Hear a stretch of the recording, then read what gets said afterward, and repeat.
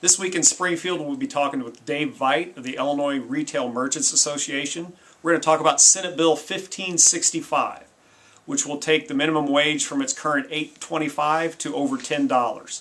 Just bear in mind that Illinois currently has the fourth highest minimum wage in the nation, and this would make us number one. I think the challenges Mr. Veit will discuss will lay out a clear path in the direction we want to go. Dave, tell us a little bit about IRMA and your members. Our members are retailers throughout the state of Illinois, from the northern tier to the southern tier, western, and all throughout the state. They are from the world's largest retailers to mom and pop on the street corner.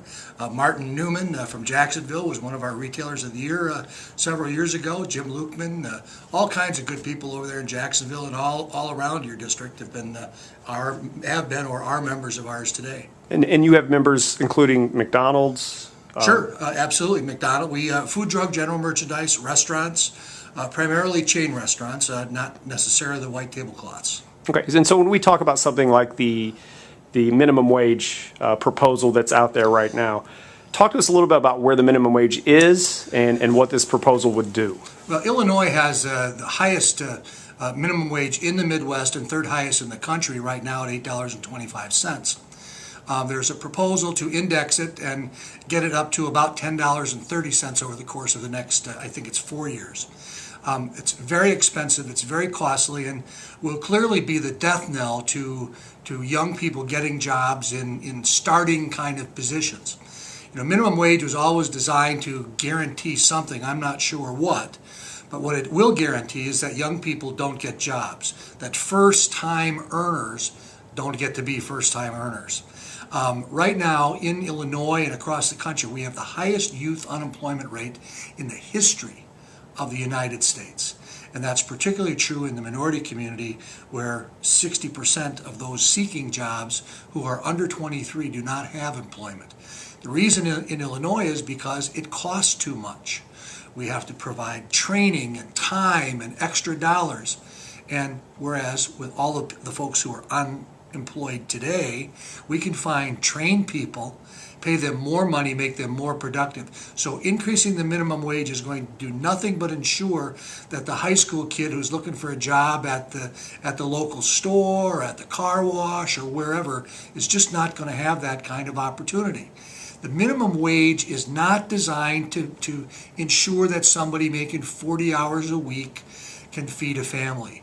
The minimum wage is supposed to be used to determine what's a fair wage for someone who's starting in the workplace, someone who is learning a job, someone who is not going to be there forever.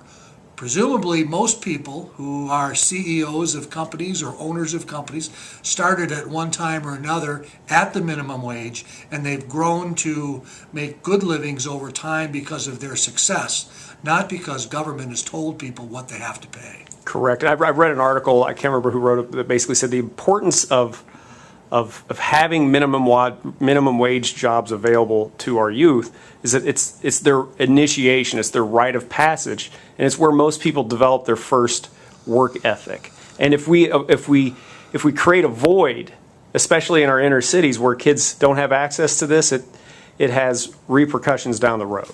Well, it certainly does, and what I failed to mention, the proposal which is out there would eliminate the agricultural changes to the minimum wage. Currently, agricultural workers can make less than the minimum because they're seasonal, they bring people in, they have detasselers, etc. So this would say that some kid who's going to be doing detasseling of corn in the right time of the year is going to have to be paid almost $11 in 2015.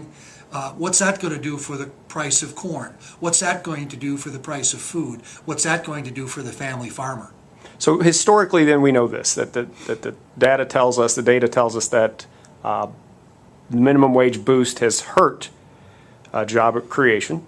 True. And we know that this proposal is on the same level percentage-wise as the last increase that went through, and we would look for similar results. Oh, I think we're getting to the place where it's even worse. We're getting to what I would call the tipping point, where no one will be hired who doesn't have some experience until we get to the place where we're in full employment, and then we'll have people working extra hours rather than just the 6 or 7 or 8 that they want to earn, because you only have to train one person rather than 2 or 3. Do you think the proposal has a chance to, it's starting in the Senate. One, does the sponsor intend to call the bill, do you know? I talked to the sponsor recently, and I think she is aware that in today's economic climate, it's probably not a good idea to put more burdens on Illinois business, on job creators. So my sense is it will be slowed down this year. Okay, well, that's good to know. And so for people that are watching this that aren't in the middle of the process, that's the job of a lobbyist that represents retail businesses, is to go and talk to a bill sponsor and say, here are the concerns we have. And in this case, hopefully we can make the point that the system worked and this bill won't raise its ugly head this year. But I think we have to be prepared for next year. Is that a safe assumption? I think we have to be vigilant every year to ensure that government doesn't stifle job creation, that government doesn't find a way to get between an employer and the people who make the company work, the employees. Pretty typically in today's environment, employers and employees get along pretty well, and they do a great service for either the consuming public or the manufacturing public or whoever it might be. And I think that government ought to just slow down a little bit. They haven't done a real good job getting this economy moving yet. Okay. Well, that's Dave Veit with the Retail Merchants. And Dave, we appreciate your time. Thanks, Jim. Nice to see you.